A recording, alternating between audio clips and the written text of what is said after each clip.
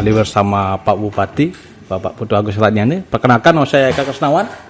Kalau beliau sebagai Putu Agus Radnyani sebagai Bupati Buleleng, dan saya kebetulan menjabat sebagai Ketua Umum HIMI Buleleng dan juga bercita-cita ingin jadi Bupati Buleleng, Pak. Bapak dulu waktu kecil seperti apa sih, Pak? Aduh, saya itu seru ya, Pak. Musasi dulu dah, Musasi ya, siap. Saudara teman-teman tiang. Jadi dia begini. Dari kecil saya sudah biasa hidup dengan komunitas yang sangat aktif ya. Yeah.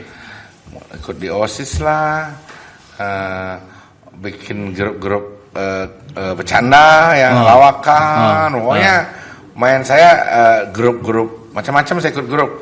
Saya nggak punya mobil, ikut slalom tes, itu artinya kan nggak punya mobil, ikut slalom tes. Ya kayak begitu. Jadi punya Jeep standar, ikut off-road yang kaliber sudah mobil kencang-kencang itu misalnya. Jadi memang saya mengalir hidup saya seperti itu, dan yang paling saya seorang boleh dikatakan achiever ya. Jadi saya suka challenge ya, saya suka tantangan. Dari kecil biasa begitu, dan ini kalau sekolah saya nggak pintar amat, tapi saya sekolah dulu di sini di SD Mutiara ya. Kemudian di SMP 1 Kelungkung karena ayah saya pindah menjadi kepala sekolah di Kelungkung. Kemudian di SMA 1 Denpasar. Jadi orang tua saya sudah memikirkan ini anak ini harus dipindahin ke SMA 1 Denpasar karena saya suka bergaul. Jadi nyari temannya dia mungkin ingin mengangkat kemampuan, karena seorang guru paham betul terhadap kejiwaan, ingin mengangkat pergaulan saya untuk lebih luas ke SMA Denpasar. Kemudian saya kuliah di arsitektur Udayana, yang awalnya saya nyari kedokteran nggak dapet. Pengen jadi dokter, Pak? Iya, karena saya pikir dokter kok gampang cari uang ya.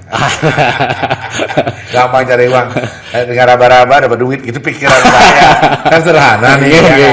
Tapi kenyataannya saya harus jadi seorang arsitek. Nah, dalam perjalanan ketika orang tua saya masih, karena saya punya naluri dagang, karena ibu saya dagang ceraki gitu ya, suka jualan apalah begitu, warung-warung kecil itu, terbiasa dengan diajak berdagang, menghitung kalau mau melihara ayam usia potongnya berapa, jeroannya kirim, batis.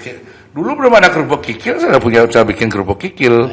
Dulu belum terkenal kerupuk kikil, saya udah bikin kerupuk kikil karena itu bagian limbah yang bisa dijual. Ibu saya mengajarkan begitu. Nah, akhirnya terbiasa dengan situasi dagang. Makanya ada entrepreneurship bisa dipelajari, dia bisa lahir juga dari lingkungan orang berbisnis, kan begitu ya? Iya, Nah, tapi kalau bisa combine kapabilitas dan dan pengalaman, experience, saya rasa ini luar biasa. Karena di ilmu entrepreneurship sudah diajarkan juga seperti itu. Learn by doing, learn by experience, dan learn by book, kan gitu ya? Ini harus disatukan bersama. Nah, dalam perjalanannya di kampus, saya kembali ke format awal. Saya termasuk orang yang, ya kalau dipikir anak teknik, saya paling bandel lah di kampus ya. Jadi hobinya balap. Kalau saya datang dari jauh, teman-teman udah tahu. Kalau ada motor terbang di Super Bowl di Udayana, ya saya datang berarti. Jadi motor saya datang terbang. Udah rock and roll banget. Terbang pasti terbang, saya datang itu. Nah, udah itu, dan biasa saya dengan lawakan-lawakan, dan terbiasa setiap saya datang pasti penontonnya rame.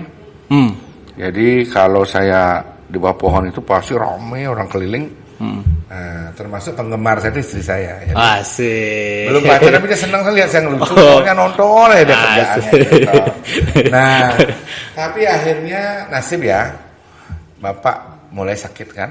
Nah, mulai sakit, akhirnya mulai keuangan terganggu. Nah, saya memutuskan saya harus bisa belajar bekerja. Masih kuliah waktu itu, Pak? Masih kuliah, masih semester 4. Semester 4. Mulai dengan desain gambar, mulai dari kesalahan menggambar, banyak masalah, kenalan sama tukang, bergaul sama tukang. Terjadi perubahan model cara bergaul yang benar-benar sangat distorsi ya. Malamnya saya bisa bergaul dengan anak-anak band, boleh katakan begitulah. Saya bisa ke diskotik, saya bisa kemana, tapi paginya saya mesti bergaul dengan tukang-tukang, dengan singkat cerita, punya saya modal sedikit, saya buka restoran. Buka restoran. Tahun berapa tuh, Pak? Tahun 85. 85 buka restoran di? Buka restoran di namanya Puri Bali Steakhouse di Jalan Sudirman. Sudirman. Oh, ya. Jadi Di kota. ya zaman itu orang masih Steak masih jarang-jarang. masih jarang ya. Iya. Jadi sudah begitu pemikiran saya untuk makan steak. Tahun 85 Jual masih. ya roti bakar, jual jus. Nah, yang menarik dari restoran saya yang jadi ketahuan teman-teman adalah masih ingat sekali saya jus biu. Jus biu. Jus biu. Karena apa? Ini jus paling murah. Jadi kalau orang-orang minta nggak bayar, saya kasih jus biu. Biu lungsuran bang, pokoknya. karena saking banyak punya teman daripada saya rugi, lebih baik. Biar sama-sama jalan. Jus biu lungsuran. Jangan kene bedek, jangan susu bedek, jangan es. Jangan masih ada. Berarti ya namanya mahasiswa. Lungsuran banana juice. Ya tapi itu bagian dari upaya strategi. Strategi juga ada rugi, tapi berteman dapat jalan. Betul. Nah, tahun 85. sambil jalan, otak saya tetap berpikir tentang bangunan, karena memang saya senang di bangunan. Iya, karena masih sampai hari ini pun saya masih jadi bandor bangunan, senang. Tapi sampai hari ini pun. Berarti buka restoran masih kuliah, Pak? Masih dong, baru semester 5. Wah, keren, berarti sudah masih belajar, sudah bikin semester usaha. 5 Dan usahanya kuliahnya teknik, bisnisnya kuliner. Nah. Tapi dapat uangnya dari teknik juga, Pak. Tahu teknik. Semester 5 borong rumah, dapat sisa uang. Kontrak tanah, buka restoran. Iya. Karena trennya arahnya kok ke sana kayaknya pariwisata mau makan-makan gini. Tapi itu sesuatu yang salah. Tapi saya dibantu oleh ketika saya mulai semester 9, dibantu oleh kebijakan Gubernur Bali pada saat itu. Kebijakannya begini, seluruh bangunan harus memakai arsitektur tradisional Bali. Kalau enggak IMI-nya enggak keluar. Iya.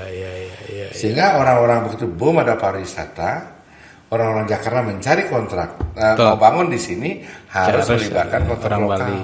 Orang Bali. Momentum inilah saya pakai manfaatkan. Kenapa gue harus kerja bangunan Bali aja? Saya harus ngerti struktur juga, saya bisa ambil semuanya. Akhirnya saya bisa ambil semuanya, sehingga langsung saya menjadi kontraktor yang cukup disegani. Saya masih muda. Masih kuliah, Pak? Masih kuliah. Saya 29 tahun. Saya 26 tahun udah jadi kontraktor 26 tahun. Iya, sudah kerja hotel. Bayangin tuh. 26 tahun kerja hotel. Nah, tak punya modal apa-apa tapi berani. Tahun 90 Four Seasons proyek saya udah besar kayak begitu. Nah, sebelum ke Four Seasons dulu, Pak. Awal-awal itu masih kuliah, belum punya pengalaman. Ya pasti ada dikalahkan. Kuliah saya terganggu. Iya. Makanya dulu ada cerita bahwa Bupati Buleleng nggak sekolah. Kalau orang politik kan biasa politik selalu buat blunder isu yang menyesatkan. Gus Dur nggak kuliah, nggak inilah nggak itu. Padahal ada kuliah lagi sedikit.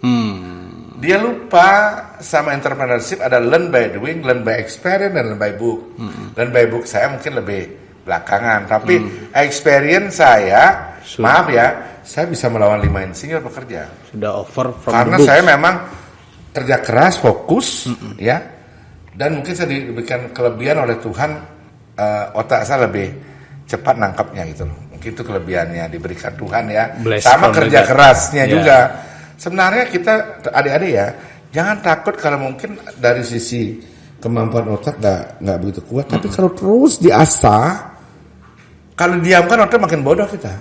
Maka saya bilang, tolong adik-adik semua kerja kerasnya itu bukan hanya bekerja kerontang-keronteng begini, tapi baca, diskusi. Makanya HIPMI saya bilang sering diskusi, itu menambah pintar gitu loh. Dan kita harus menambah grade terus untuk mencari teman diskusi. Jangan turun nyari teman diskusi gitu loh.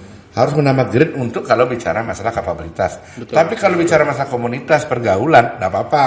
Horizontal. Ya harus ke bawah. Ini. Makanya kalau bisa mengaturnya yang penting. Iya. Dulu saya memulai, semua orang menyaksikan terhadap kemampuan saya untuk bisa mengerjakan sebuah hotel besar. Nggak Siapa mungkin, ini Pak Agus? Iya, siapa ini Agus baru umur 27 udah siswa. langsung ngerjain four season. Dosen saya ya bilang gitu, Agus, kamu tuh kerja tak ada insinyurnya. Iya belum ada titelnya Pak. Selesaikan dulu dong. Itu bereskan dulu. Kurang bonafit. Karena bilang kurang bonafit saya marah. Bapak jadi dosen, Bapak naik mobil apa? Bapak naik DS kan? Saya kuliah naik Mercedes loh Pak. Sekamat. Iya, saya sombong juga. Nah, angkatan saya pada saat itu banyak yang kerja begitu, kayak Gede Wirate, kakak kelas saya 2 tahun, Kadek Bonti, jadi banyak yang sukses. Jadi keberanian kita untuk kerja konstruksi. Kebetulan saya fokus dari jam 6 pagi sampai jam 11 malam saya fokus kerja konstruksi. Fokus. Restoran ditinggal karena restorannya akhirnya bangkrut dengan sendirinya akibat terlalu banyak teman. Nah ini manajemen, kita belum tahu manajemen ya maksudnya. Iya. Kita jual steak, kita jual ikan bakar, bakarnya lama, yang belanja banyak sekali kan temannya banyak. Akhirnya orang dapat makanan 1 jam. Akhirnya pelan-pelan payah ditinggal pelanggan. Akhirnya pengalaman itu kita belajar lagi manajemen. Akhirnya saya putuskan dunia saya konstruksi, saya masuk di konstruksi sampai hari ini pun. Ada berbagai bisnis saya. Main bisnisnya di konstruksi. Tidak saya mengelola. Misalnya saya udah janji soalnya. Sebagai contoh ya. Sentuhannya saya kasih tapi saya nggak kelola. Strategiknya aja. Contoh, saya punya hotel. Saya kasih manajemen. Saya nggak buat. Oh sudah ya. Nah, kalau gambar kerjain saya pun, waduh mungkin balik saya kerja. Kalau saya kerja konstruksi. Tapi kalau selesai saya tinggalin lah. Nah, yang di luar konstruksi cuma mebes saja. Itu aja yang konstruksi. Tapi saya itu mencoba menghitung naluri antara begini loh. Kalau ada beberapa bisnis, ada bisnis yang sifatnya memakai padat karya dan padat modal. Ya. Kalau bis itu padat modal. Betul. Rata-rata perusahaan bis yang saya lihat itu kok bangkrut ya. Banyak itu perusahaan besar bis itu bangkrut. Rata-rata lah. Kita nggak mau bilang namanya lah ya. Ya di Singapura juga banyak lah. Ada si A, si B bangkrut. Terus turun. Oh karena dia lupa dengan peremajaan. Lupa bersama standar quality. Mencampur adukkan keuangan dengan uang kantongnya. Ini persoalan kita adik-adik. Jangan sampai nyampur aduk. Apalagi si judi. Itu udah wajib ya. Apalagi si wanita. Habislah sudah. Harta tahta wanita. Iya habis.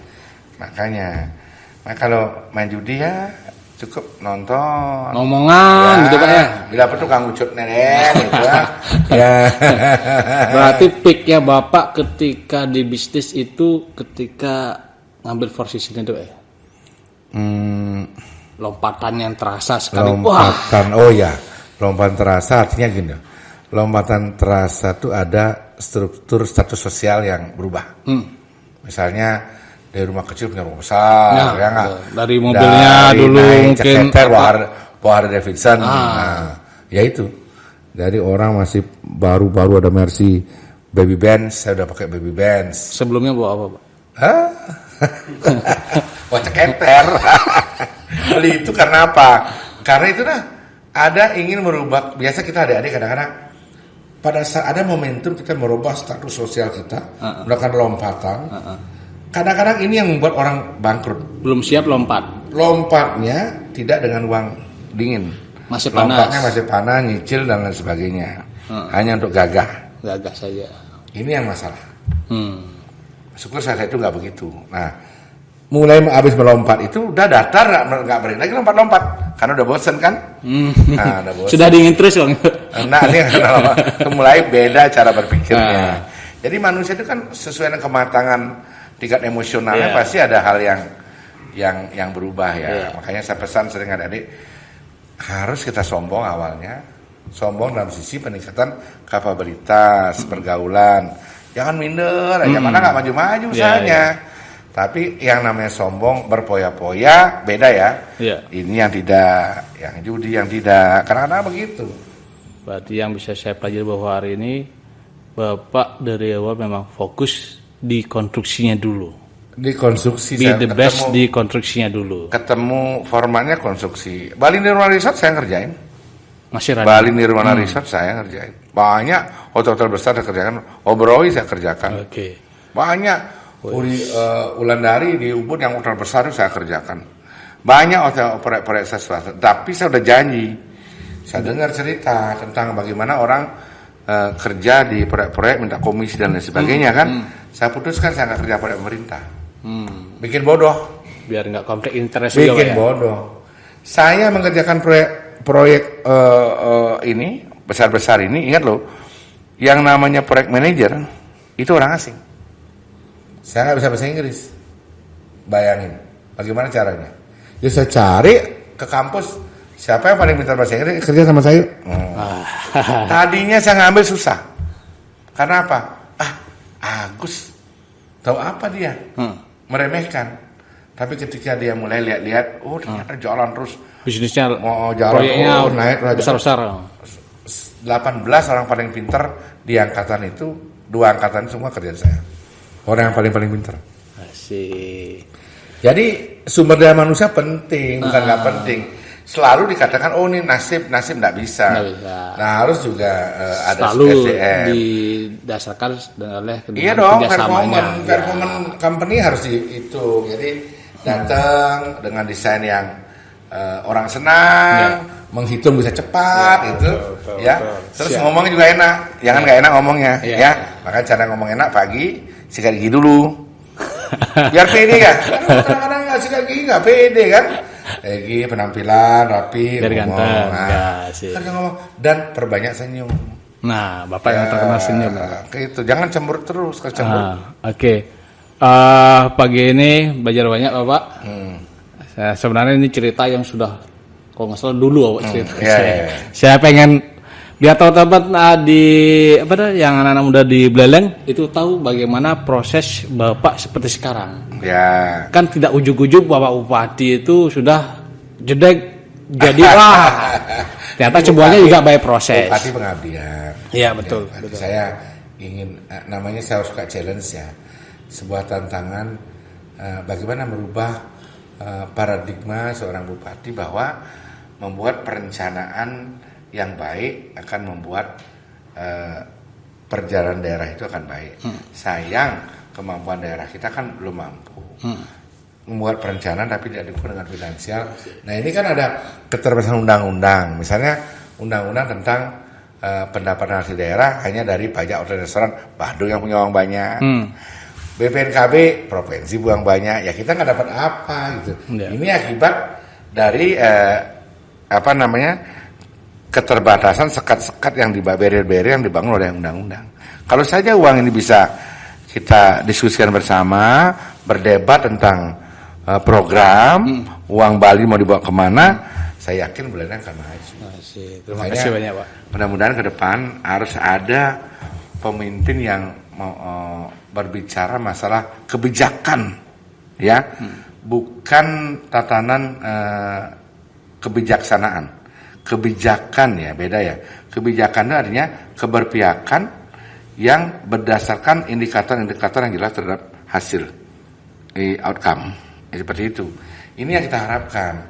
Saya bukan dulu kita punya, maaf ya, saya nggak ngomong politik sedikit ya dulu.